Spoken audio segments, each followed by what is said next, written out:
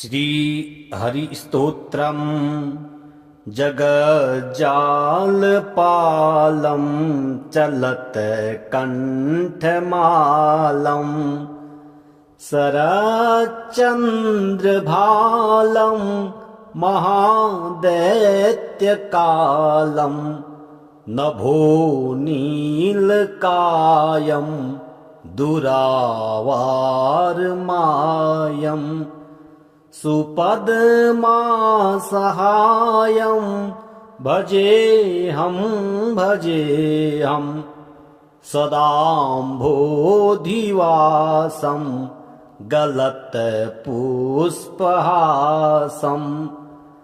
जगत्सन्निवासं शतादित्यभासं गदाचक्रशस्त्रं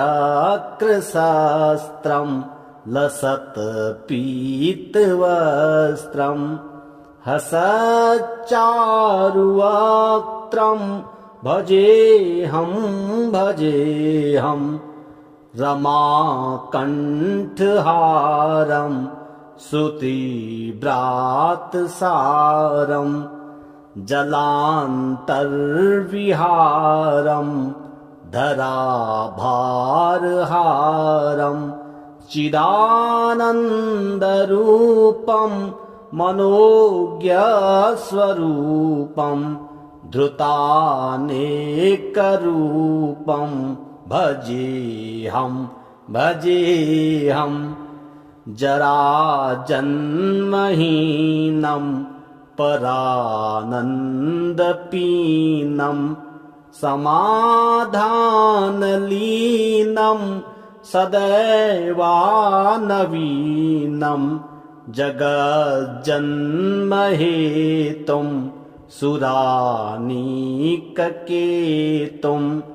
त्रिलोकैकसेतुं भजेऽहं कृताम्नाय गानं खगाधीसमानं विमुक्तेर्निदानं हरारातिमानं स्वभक्तानुकूलं जगद्वृक्षमूलं निरस्तार्थशूलं भजेऽहं समस्तामरेशं द्विरेभाफकेशं जगद्बिम्बलेशं हुदाकाशदेशं सदा दिव्यदेहं विमुक्ताखिलेऽहं सुवैकुण्ठगेऽहं भजेऽहं सुरालिबलिष्ठं त्रिलोकीवरिष्ठं गुरूणां गरिष्ठं स्वरूपैकनिष्ठं सदा युद्धधीरं महावीरवीरं महाम्भोधितीरं भजेऽहं रमावामभागं तलानग्रनागं कृताधीययागं गतारागरागं मुनीन्द्रः सुगीतं सुरसम्परीतं गुणैर्धैरतीतं भजेऽहं इदं यस्तु नित्यं समाधाय चित्तं पठेदष्टकं कण्ठहारं मुरारिः स विष्णोर्विशोकं ध्रुवं याति लोकं जराजन्मशोकं पुनर्विन्दते नो। जगज्जालपालं चलत्कण्ठमालं शरच्चन्द्रभालं महादैत्यकालं नभोनीलकायं दुरावारमायं सुपद्मासहायं भजेऽहं सदाम्भोधिवासं गलत्पुष्पहासं जगत्सन्निवासं शतादित्यभासं गदाचक्रशस्त्रं लसत्पीतवस्त्रं हसच्चारुवक्त्रं भजेऽहं रमाकण्ठहारं श्रुतिव्रातसारं जलान्तर्विहारं धराभारहारं चिदानन्दरूपं मनोज्ञस्वरूपं धृतानेकरूपं भजेऽहं जराजन्महीनं परानन्दपीनं समाधानलीनं सदैवानवीनं जगज्जन्महेतुं सुरानीककेतुं त्रिलोकैकसेतुं भजेऽहं कृताम्नाय गानं खगाधीसमानं विमुक्तेर्निदानं हरारातिमानं स्वभक्तानुकूलं जगद्वृक्षमूलं निरस्तार्थशूलं भजेऽहं समस्तामरेशं द्विरीभाफकेशं जगद्बिम्बलेशं हुदाकाशदेशं सदा दिव्यदेहं विमुक्ताखिलेऽहं सुवैकुण्ठगेऽहं भजेऽहं सुरालिबलिष्ठं त्रिलोकीवरिष्ठं गुरूणां गरिष्ठं स्वरूपैकनिष्ठं सदा युद्धधीरं महावीरवीरं महाम्भोधितीरं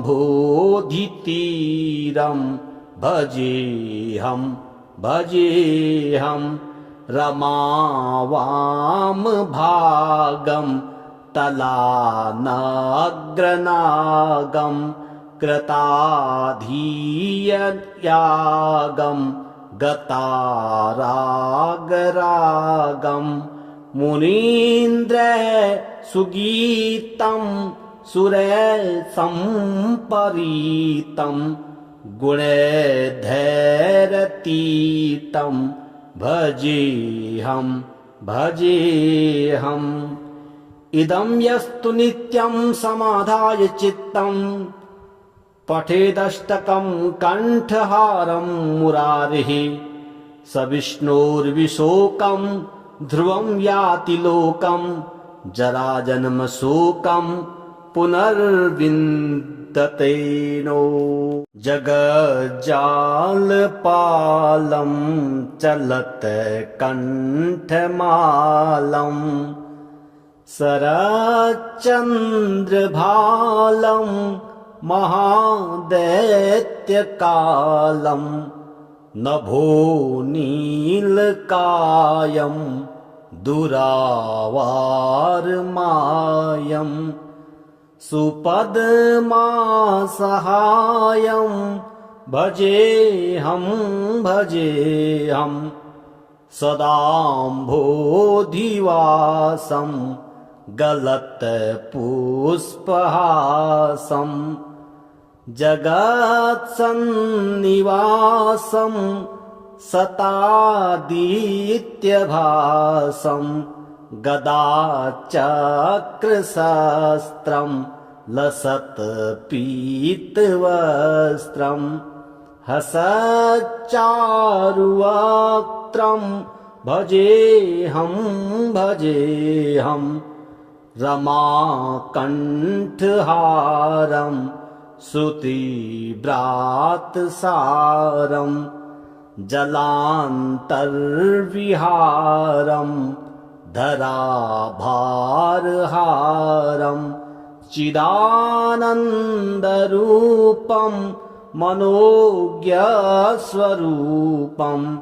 धृतानेकरूपं भजेऽहं जराजन्महीनं परानन्दपीनं समाधानलीनं सदैवानवीनं जगज्जन्महेतुं सुरानीककेतुं त्रिलोकैकसेतुं भजेऽहं कृताम्नायगानं खगाधीसमानं विमुक्तेर्निदानं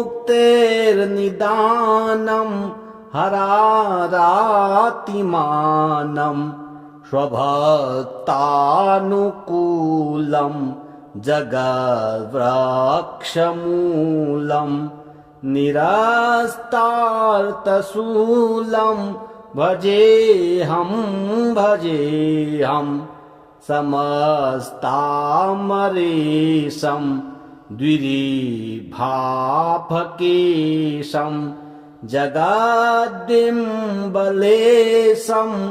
हुदाकाशदेशं सदा दिव्यदेहं विमुक्ताखिलेऽहं सुवैकुण्ठगेऽहं भजेऽहं सुरालिबलिष्ठं त्रिलोकीवरिष्ठं गुरूणां गरिष्ठं स्वरूपैकनिष्ठं सदा युद्धधीरं महावीरवीरं महाम्भोधितीरं भजेऽहं रमावामभागं तलानग्रनागं कृताधीययागं गतारागरागं मुनीन्द्रः सुगीतं सुरसम्परीतं गुणैर्धैरतीतं भजेऽहम् इदं यस्तु नित्यं समाधाय चित्तं पठेदष्टकं कण्ठहारं मुरारिः स विष्णोर्विशोकं ध्रुवं याति लोकं जराजन्मशोकं पुनर्विन्दते नो। जगज्जालपालं चलत्कण्ठमालं शरच्चन्द्रभालं महादैत्यकालं नभोनीलकायं दुरावारमायं सुपद्मासहायं भजेऽहं सदाम्भोधिवासं गलत्पुष्पहासं जगत्सन्निवासं शतादित्यभासं गदाचक्रशस्त्रं लसत्पीतवस्त्रं हसच्चारुवक्त्रं भजेऽहं रमाकण्ठहारं श्रुतिव्रातसारं जलान्तर्विहारं धराभारहारं चिदानन्दरूपं मनोज्ञस्वरूपं धृतानेकरूपं भजेऽहं जराजन्महीनं परानन्दपीनं समाधानलीनं सदैवानवीनं जगज्जन्महेतुं सुरानीककेतुं त्रिलोकैकसेतुं भजेऽहं कृताम्नाय गानं खगाधीसमानं विमुक्तेर्निदानं हरारातिमानं स्वभक्तानुकूलं जगद्वृक्षमूलं निरस्तार्थशूलं भजेऽहं समस्तामरेशं द्विरेभाफकेशं जगद्बिम्बलेशं हुदाकाशदेशं सदा दिव्यदेहं विमुक्ताखिलेऽहं सुवैकुण्ठगेऽहं भजेऽहं सुरालिबलिष्ठं त्रिलोकीवरिष्ठं गुरूणां गरिष्ठं स्वरूपैकनिष्ठं सदा युद्धधीरं महावीरवीरं महाम्भोधितीरं भजेऽहं रमावामभागं तलानग्रनागं कृताधीययागं गतारागरागं मुनीन्द्रः सुगीतं सुरसम्परीतं गुणैर्धैरतीतं भजेऽहम् इदं यस्तु नित्यं समाधाय चित्तं पठेदष्टकं कण्ठहारं मुरारिः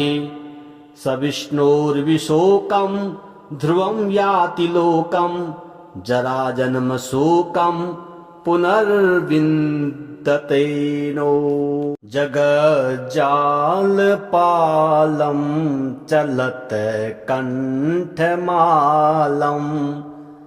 शरच्चन्द्रभालं महादैत्यकालं नभोनीलकायं दुरावारमायं सुपद्मासहायं भजेऽहं सदाम्भोधिवासं गलत्पुष्पहासं जगत्सन्निवासं शतादित्यभासं गदाचक्रशस्त्रं लसत्पीतवस्त्रं हसच्चारुवक्त्रं भजेऽहं रमाकण्ठहारं श्रुतिव्रातसारं जलान्तर्विहारं धराभारहारं चिदानन्दरूपं मनोज्ञस्वरूपं धृतानेकरूपं भजेऽहं जराजन्महीनं परानन्दपीनं समाधानलीनं सदैवानवीनं जगज्जन्महेतुं सुरानीककेतुं त्रिलोकैकसेतुं भजेऽहं कृताम्नाय गानं खगाधीसमानं विमुक्तेर्निदानं हरारातिमानं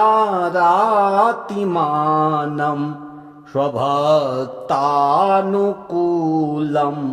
जगद्वृक्षमूलं निरस्तार्थशूलं भजेऽहं समस्तामरेशं द्विरीभाफकेशं जगद्बिम्बलेशं हुदाकाशदेशं सदा दिव्यदेहं विमुक्ताखिलेऽहं सुवैकुण्ठगेऽहं भजेऽहं सुरालिबलिष्ठं त्रिलोकीवरिष्ठं गुरूणां गरिष्ठं स्वरूपैकनिष्ठं सदा युद्धधीरं महावीरवीरं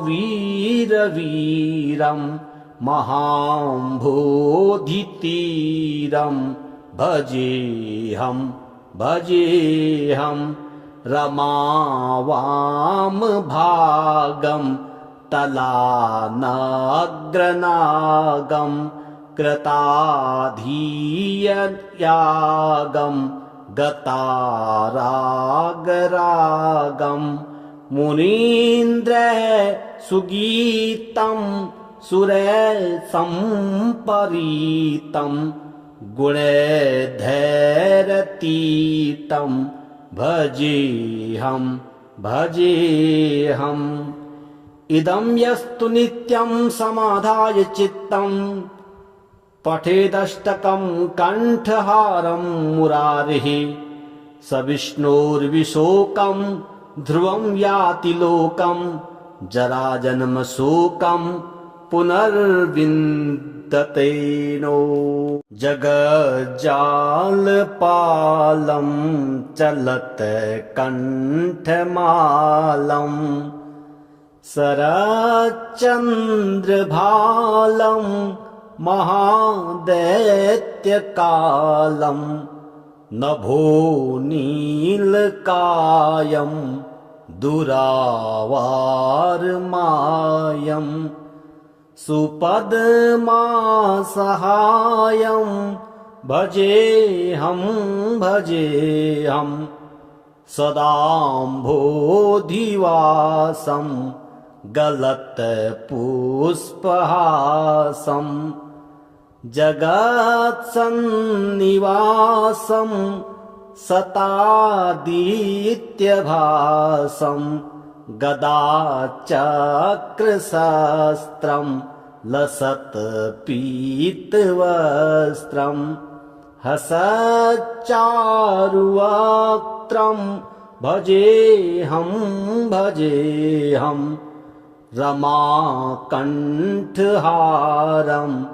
श्रुतिव्रातसारं जलान्तर्विहारं धराभारहारं चिदानन्दरूपं मनोज्ञस्वरूपं धृतानेकरूपं भजेऽहं जराजन्महीनं परानन्दपीनं समाधानलीनं सदैवानवीनं जगज्जन्महेतुं सुरानीककेतुं त्रिलोकैकसेतुं भजेऽहं कृताम्नाय गानं खगाधीसमानं विमुक्तेर्निदानं हरारातिमानं स्वभक्तानुकूलं जगद्वृक्षमूलं निरस्तार्थशूलं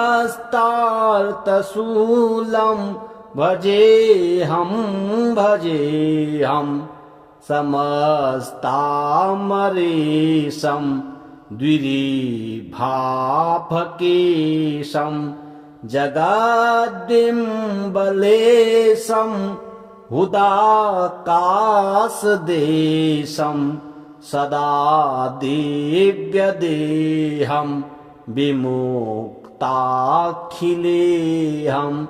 सुवैकुण्ठगेऽहं भजेऽहं सुरालिबलिष्ठं त्रिलोकीवरिष्ठं गुरूणां गरिष्ठं स्वरूपैकनिष्ठं सदा युद्धधीरं महावीरवीरं महाम्भोधितीरं भजेऽहं रमावामभागं तलानग्रनागं कृताधीययागं गतारागरागं मुनीन्द्रः सुगीतं सुरसम्परीतं गुणैर्धैरतीतं भजेऽहम् इदं यस्तु नित्यं समाधाय चित्तं पठेदष्टकं कण्ठहारं मुरारिः स विष्णोर्विशोकं ध्रुवं याति लोकं जराजन्मशोकं पुनर्विन्दते नो जगज्जालपालं चलत्कण्ठमालं शरच्चन्द्रभालं महादैत्यकालं नभो नीलकायं दुरावारमायं सुपद्मासहायं भजेऽहं सदाम्भोधिवासं गलत्पुष्पहासं जगत्सन्निवासं सतादित्यभासं गदाचक्रशस्त्रं लसत्पीतवस्त्रं हसच्चारुवक्त्रं भजेऽहं रमाकण्ठहारं श्रुतिव्रातसारं जलान्तर्विहारं धराभारहारं चिदानन्दरूपं मनोज्ञस्वरूपं धृतानेकरूपं भजेऽहं जराजन्महीनं परानन्दपीनं समाधानलीनं सदैवानवीनं जगज्जन्महेतुं सुरानीककेतुं त्रिलोकैकसेतुं भजेऽहं कृताम्नाय गानं खगाधीसमानं विमुक्तेर्निदानं हरारातिमानं स्वभक्तानुकूलं जगद्वृक्षमूलं निरस्तार्थशूलं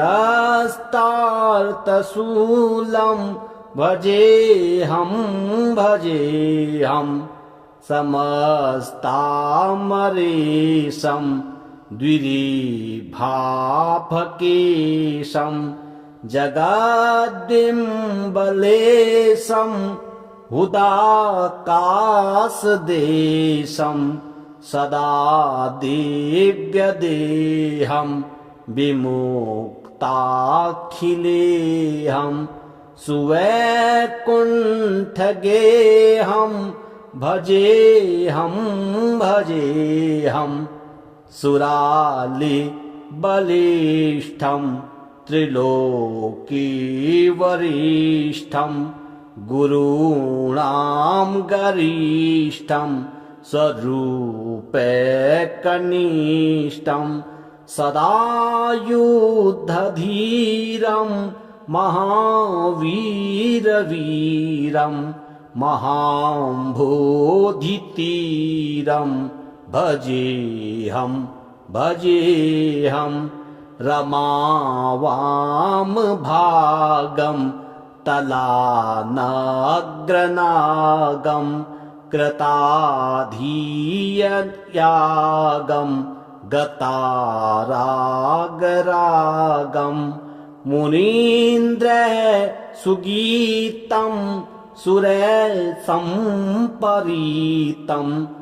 गुणैर्धैरतीतं भजेऽहम् इदं यस्तु नित्यं समाधाय चित्तं पठेदष्टकं कण्ठहारं मुरारिः स विष्णोर्विशोकं ध्रुवं याति लोकं जराजन्मशोकं पुनर्विन्दते नो जगज्जालपालं चलत्कण्ठमालं शरच्चन्द्रभालं महादैत्यकालं नभो नीलकायं दुरावारमायं सुपद्मासहायं भजेऽहं भजेऽहं सदाम्भोधिवासं गलत्पुष्पहासं जगत्सन्निवासं सतादित्यभासं गदाचक्रशस्त्रं लसत्पीतवस्त्रं हसच्चारुवक्त्रं भजेऽहं भजेऽहं रमाकण्ठहारं श्रुतिव्रातसारं जलान्तर्विहारं